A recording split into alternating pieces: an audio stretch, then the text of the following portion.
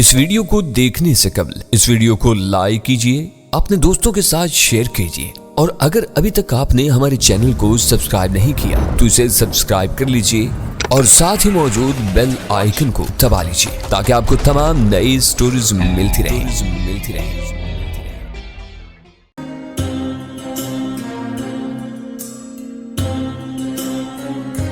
بسم اللہ الرحمن الرحیم۔ ڈسکور اوریجنل کے معزز ناظرین، السلام علیکم۔ اب کس نمبر 466 ملاحظہ فرمائیں۔ چلو اب چلتے ہیں، وہ بولی۔ باہر نکلنے کے بعد میں نے اس کے لیے ٹیکسی روکی اور ٹیکسی ڈرائیور کو پتہ سمجھا کے نازو سے کہا، محتاط رہنا، وہ بہت خطرناک آدمی ہے، بہتر ہوتا اگر تم خالی ہاتھ نہ جاتی، میں شک پیدا ہونے کا رسک نہیں لے سکتی۔ تم اب کہاں جاؤ گے؟ للی کی آخری رسوم میں؟ نہیں، میں بار بار جاؤں گا۔ میں نے کہا، اگر اس کے ساتھ مجھے کسی اور جگہ جانا پڑا تو ممکن ہے مجھے واپسی میں بہت دیر ہو جائے یا میں رات کو نہ آ سکوں۔ ایسی صورت میں کہیں بھی مت جانا، یہیں رہنا۔ رابعہ اور گل وہ محفوظ ہیں، موقع ملا تو ان کو بھی بتا دوں گا میں۔ سکھ ٹیکسی والے نے کہا، او جی بہ کے گلاں کرو بادشاہ ہو یا پھر سانو جان دے وہ۔ میں نے کہا، سردار جی میں تے توانوں نہیں جے روکیا۔ ٹیکسی ایک دم روانہ ہو گئی۔ میں کچھ دیر وہیں کھڑا سوچتا رہا کہ میں نے نازو کو اکیلا بھیج کے غلطی تو نہیں کر دی۔ بے شک وہ اپنی حفاظت کر سکتی ہے اور میرے منع کرنے سے وہ کب مانتی ہے، لیکن ہے تو وہ عورت ذات۔ بعض اوقات حد سے زیادہ خود اعتمادی بھی نقصان کا سبب بن جاتی ہے، مگر پھر میں نے خود کو اس خیال سے تسلی دی کہ جو لڑکی ایک بحری جہاز پر اتنا عرصہ اکیلی رہی اور حوصلہ نہیں آ رہی، اس کی خود اعتمادی میں جذبات کو دخل نہیں، وہ عقل سے بھی اتنا ہی کام لے سکتی ہے جتنا اپنے ہاتھوں کی ہلاکت خیز مہارت سے یا اپنے حسن و شباب کی غارت گر قوت سے۔ اسے کوئی شکست نہیں دے سکتا سوائے تقدیر کے، اور تقدیر سے تو میں بھی نہیں لڑ سکتا۔ اول تو میں اس کے ساتھ جا نہیں سکتا تھا، اور چلا جاتا تو باہر رہ کے اس کی کیا مدد کرتا۔ آہستہ آہستہ میں واپس چلنے لگا۔ صورتحال خاصی پر امید اور حوصلہ افزا تھی۔ غالب اور محسن کے اغوا نے کچھ دیر کے لیے مجھے نا امیدی کے خلا میں چھوڑ دیا تھا، لیکن اب میں راستہ دیکھ سکتا تھا۔ 20 منٹ بعد میں نے بار بار میں قدم رکھا تو مجھے اندر کا منظر زیادہ تفصیل سے دیکھنے کا موقع ملا۔ شراب پینے والے ایک حال میں جمع تھے اور ان کی حالت ایسی تھی کہ اس پر صرف افسوس کیا جا سکتا تھا۔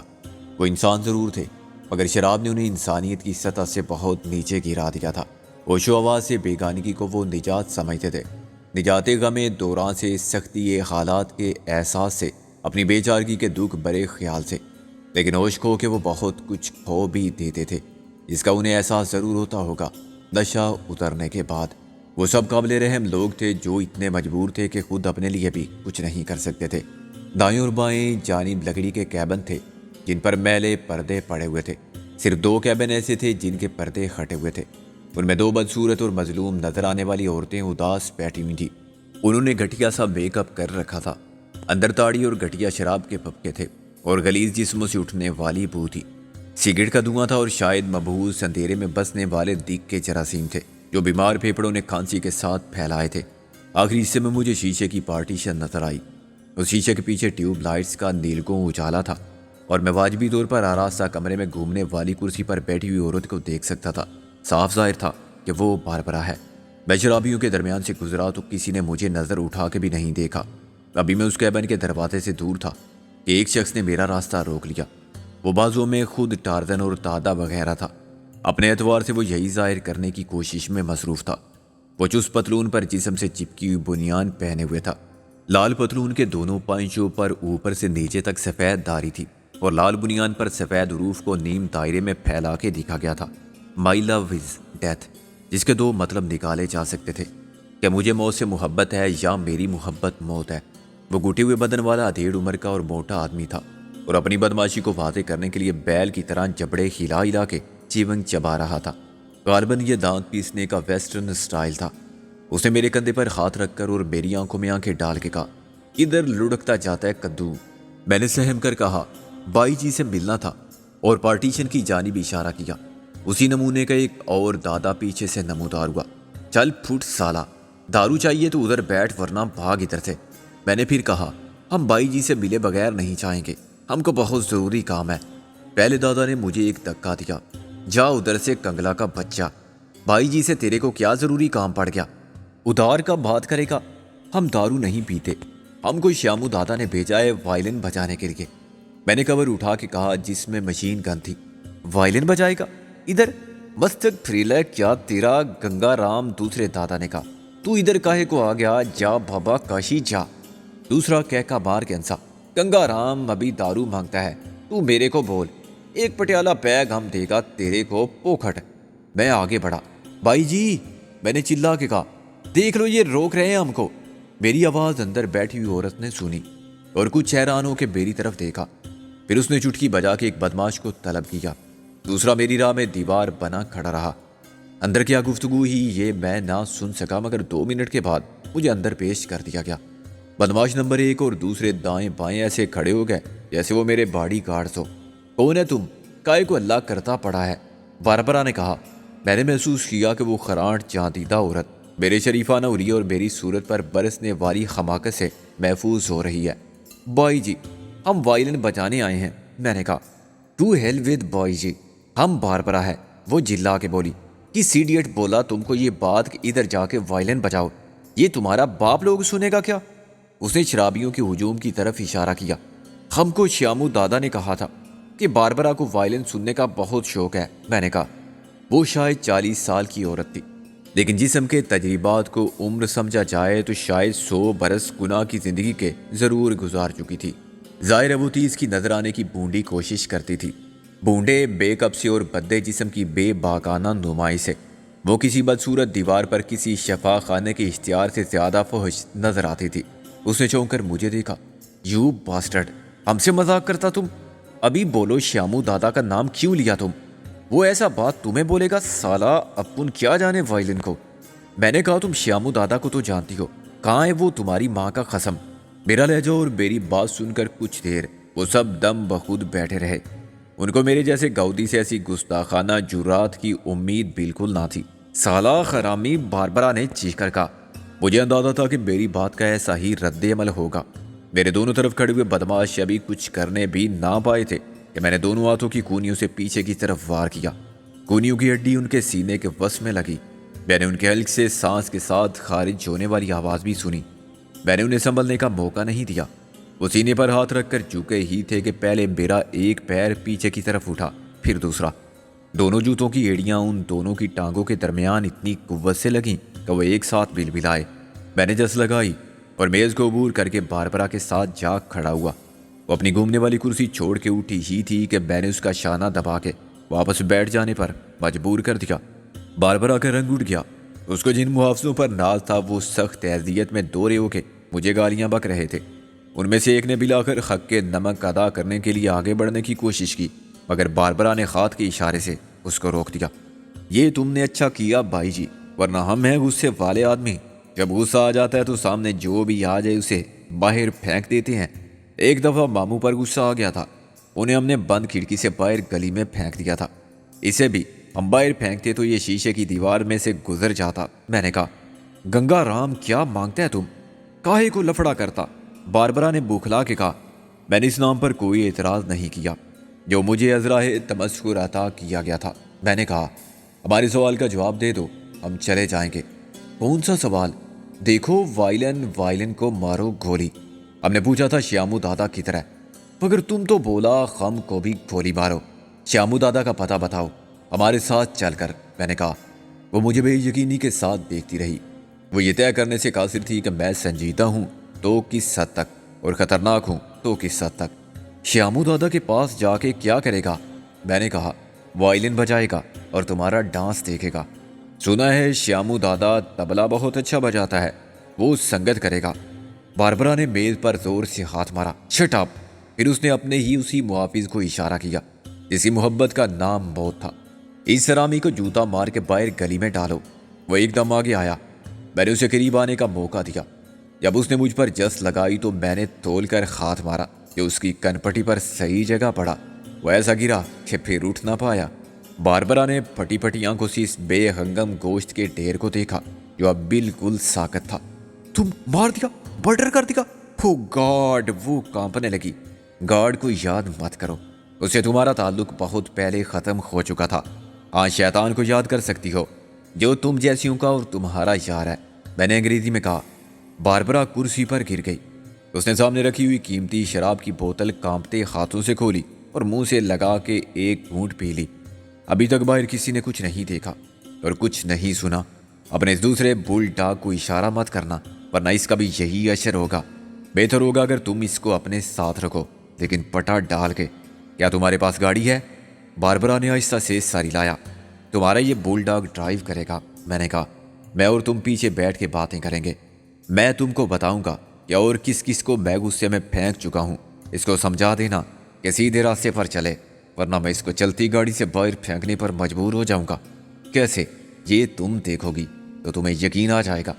ابھی بولو، کدھر جانے کو مانگتا گنگا رام؟ شیامو دادا کے پاس۔ اور کہاں؟ میں نے کہا۔ ہم نہیں جانتا بابا، تم سب جانتا بیبی۔ میں نے اس کی بات کاٹ دی۔ ہو سکتا ہے کہ ابھی تم کو یاد نہ آ رہا ہو، راستے میں جب سوچنے کا موقع ملے گا تو یاد آ جائے گا۔ شیامو دادا کے کتنے ٹھکانے ہیں اور وہ کس وقت کہاں ملتا ہے، رائٹ؟ اب چلو۔ اس نے پریشانی سے نیچے پڑے ہوئے شخص کی طرف دیکھا۔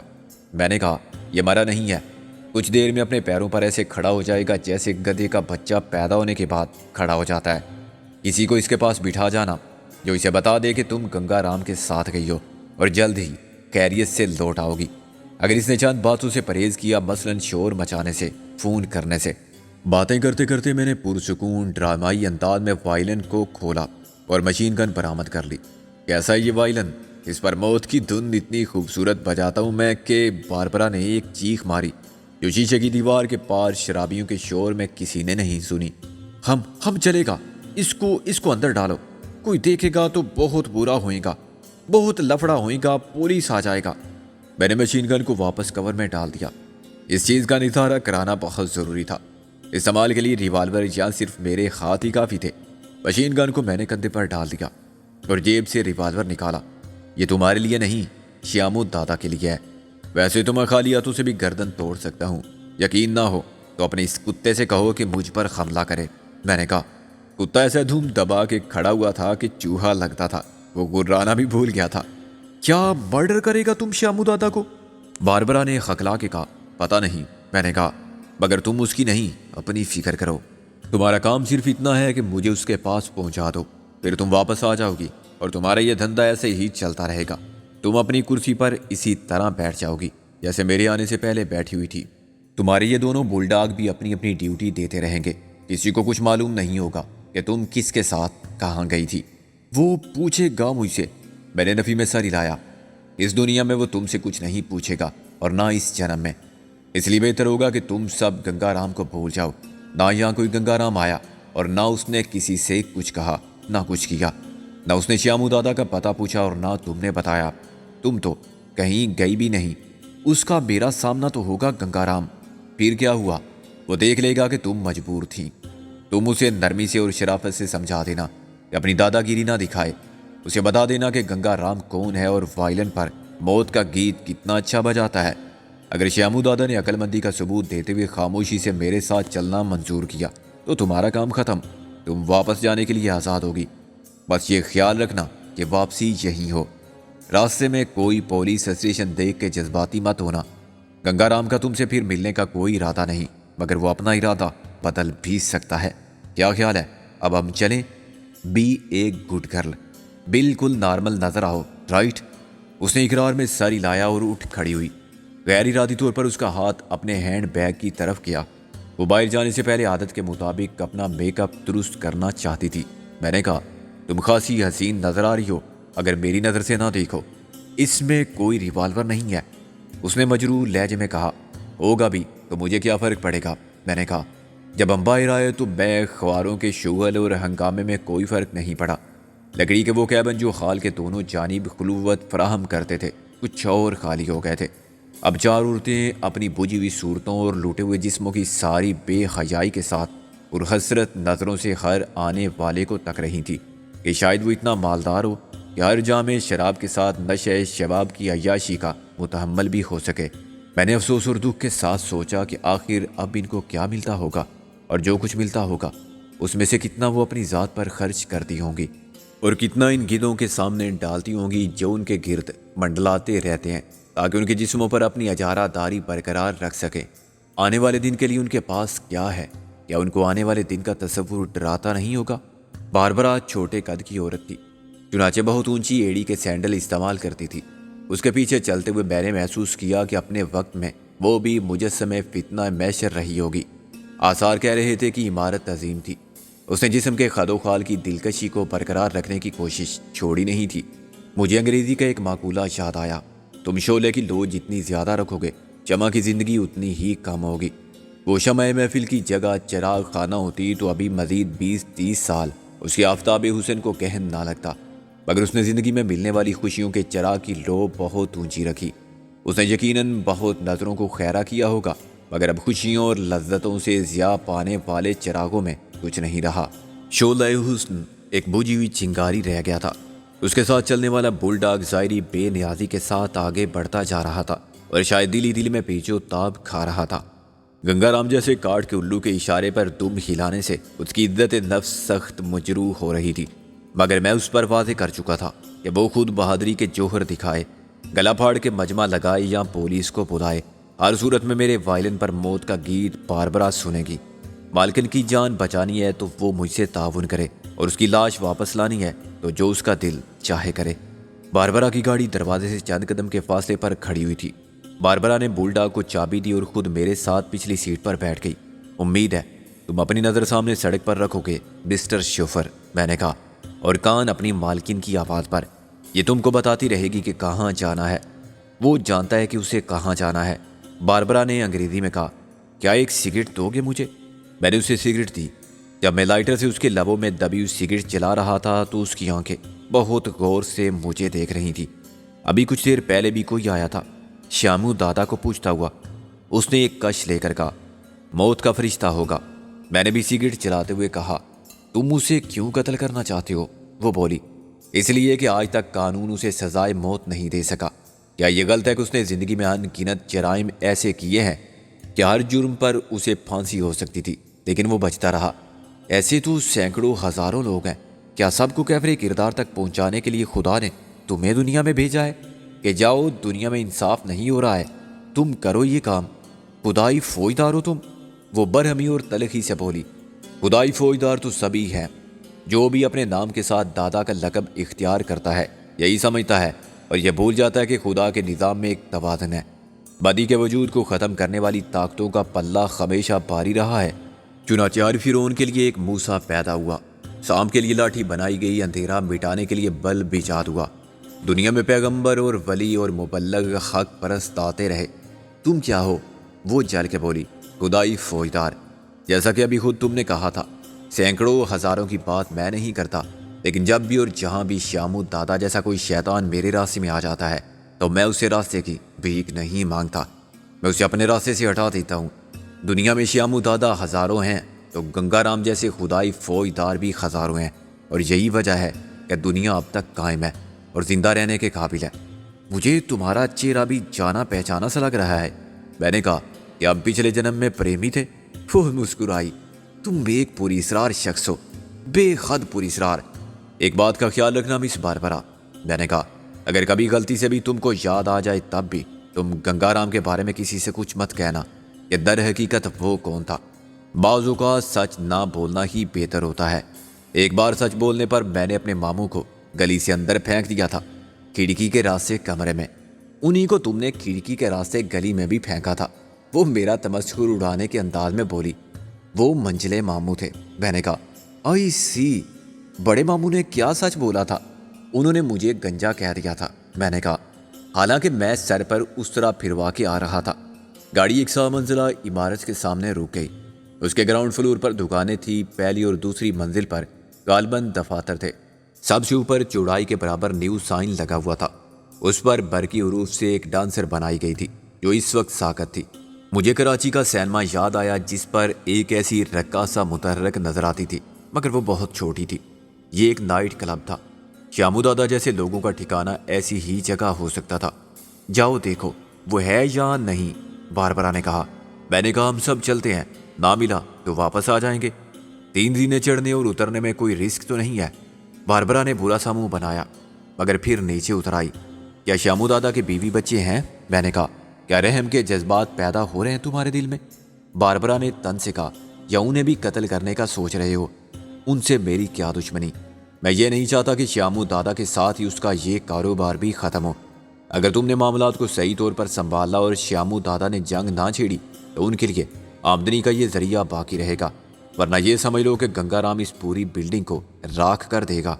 باربرا کے لیے میرے لہجے سے میری نیت پر شک کرنے کی گنجائش نہ تھی۔ اس نے دیکھ لیا تھا کہ میرے پاس عام اسلحہ نہیں ہے۔ اس نے یقیناً مجھے پیشہ ور دہشت گرد سمجھا ہوگا جو لامحدود وسائل رکھتے ہیں۔ زینے پر قدم رکھنے سے پہلے باربرا نے پلٹ کر دیکھا۔ مجھے یہیں سے واپس جانے دو، وہ موجود ہے۔ تم نے کیا اس کی بو سونگھ لی ہے؟ میں نے کہا۔ اس کی گاڑی نیچے موجود ہے، وہ بولی۔ اچھا ہے اگر وہ یا کوئی اور مجھے نہ دیکھے اور کسی کو معلوم نہ ہو کہ تم کو یہاں تک میں نے پہنچایا تھا۔ میں ان کی دشمنی مول نہیں لے سکتی۔ اوکے، تم واپس جاؤ، میں نے کہا۔ مجھے اس بند دروازے کے پیچھے کا نقشہ سمجھا دو۔ اس دروازے کے پیچھے ہال ہے، بالکل سامنے بار ہے اور دائیں جانب پہلا کمرہ شیامو کا ہے، وہ بولی۔ واپسی میں یہ بات یاد رکھنا کہ تم نے کسی گنگا رام کو نہیں دیکھا، میں نے کہا۔ یہ ہو سکتا ہے کہ کسی نے تمہاری گاڑی دیکھی ہو۔ تم کہہ سکتی ہو کہ تم شاپنگ کے لیے آئی تھی۔ زندہ رہنے کے لیے مجھے بہانوں کی کمی نہیں۔ تم اپنی فکر کرو۔ تم کو ابھی اندازہ نہیں ہے کہ شیامو دادا کتنا بڑا دادا ہے۔ میں نے اس کی بات کاٹ کے کہا، دادا نہیں، وہ پردادا ہو تب بھی مرے گا تو ایک ہی گولی سے۔ میڈم، کبھی تم دوسری گولی کے بارے میں بھی سوچتے ہو جو تمہیں نشانہ بنا سکتی ہے؟ ہاں، اس گولی سے کون بچ سکتا ہے جس پر کسی کا نام خود دستے قضا نے لکھا ہو؟ میں نے کہا۔ میں اس گولی کے بارے میں کیوں سوچوں؟ مرنا مجھے بھی ایک ہی بار ہے۔ صرف اتنا میں یقین کے ساتھ کہہ سکتا ہوں کہ شیامو دادا کو اپنے وائلن پر موت کے گیت کی دھن سنائے بغیر میں نہیں مروں گا۔ اب جاؤ۔ میں نے اس کی آنکھوں میں ستائش کے جذبات دیکھے۔ یو آر اے بریو مین گنگا رام، وہ بولی۔ آئی وش کہ تم محفوظ رہو اور اسے مار ڈالو، میں نے کہا۔ تم میری کامیابی کے لیے دعا کر رہی ہو؟ کیوں؟ اس نے اعصابی کشیدگی کے اضطراب میں ہونٹ کاٹتے ہوئے کہا۔ اس لیے کہ میں نفرت کرتی ہوں اس سے۔ ہی از اے باسٹرڈ۔ 20 سال پہلے کوئی گنگا رام اس کے وجود سے دنیا کو پاک کر دیتا تو باربرا تم کو وہاں نہ ملتی جہاں آج ہے۔ وہ کسی گھر کی محفوظ چار دیواری میں ہوتی، ایک شوہر اور چند بچوں کی محبت سے ملنے والی خوشیوں کے درمیان۔ لیکن تم بہت دیر سے آئے۔ اب تو میں نے خود سے بھی سمجھوتا کر لیا تھا اور انتقام کی وہ آگ بھی سرد پڑ چکی تھی جو کبھی میرے دل میں روشن تھی۔ اب تم شیامو دادا کو مار ڈالو تب بھی کوئی فرق نہیں پڑے گا مجھے۔ میری زندگی کے معمولات وہی رہیں گے۔ پھر بھی اس کی لاش دیکھ کر مجھے خوشی ہوگی۔ وہ ایک بردہ فروش ہے، میں نے کہا۔ ضرور اس نے تمہاری کسی بہن، منگیتر یا بیوی کو بھی اپنے مال تجارت میں شامل کر لیا ہوگا، اس لیے تم اتنے جذباتی ہو گئے ہو، باربرا نے کہا۔ میں نے کہا، بیوی یا منگیتر تو نہیں، لیکن ایک رشتے سے وہ سب میری بہنیں ہی ہیں۔ کس رشتے سے؟ وہ پلٹ کے جاتے جاتے بولی۔ میں نے کہا، انسانی رشتے سے، اور اوپر بڑھ گیا۔